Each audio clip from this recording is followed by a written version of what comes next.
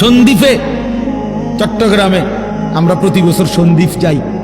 সেখানে 4টা 5টা ছেলে ফজরের নামাজের জন্য, তারা বন্ধু, কলেজের ছেলে, 4-5 জন ছেলে মাত্র। ওরা একদিন সিদ্ধান্ত নিছিল, ওরা সবসময় ফজরের নামাজ পড়তো, তো ওরা একদিন সিদ্ধান্ত নিছে যে ফজরের পরে তারা সন্দ্বীপ তো সাগরের পারে, তো সাগরের পারে হাঁটতো তারা। তো তারা একদিন সিদ্ধান্ত নিছিল আজ থেকে 1 বছর আগে যে আমরা সকালবেলা না হাইটা চলো আমরা বন্ধুদেরকে ফজরের জন্য জাগাই, ফজরের ক্যাম্পেইন করি, ফজরের জন্য গণসংযোগ করি।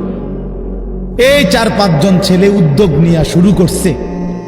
ঠিক 1 বছরের মেহনতে এই গত নভেম্বর, 24 সালের নভেম্বরে আমি গেছি মাহফিলে। ওইখানে তারা আমার লিস্টেড, ফজরের পরে আমি তাদের জন্য আলাদা বয়ান করছি, তাদের আলাদা মাহফিল হয়েছে ফজরের পরে।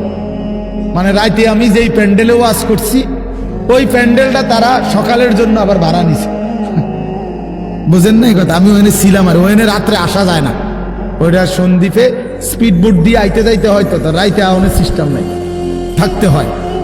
এই জন্য ফজরের পরে আবার বয়ান করছি 1.5 ঘন্টা।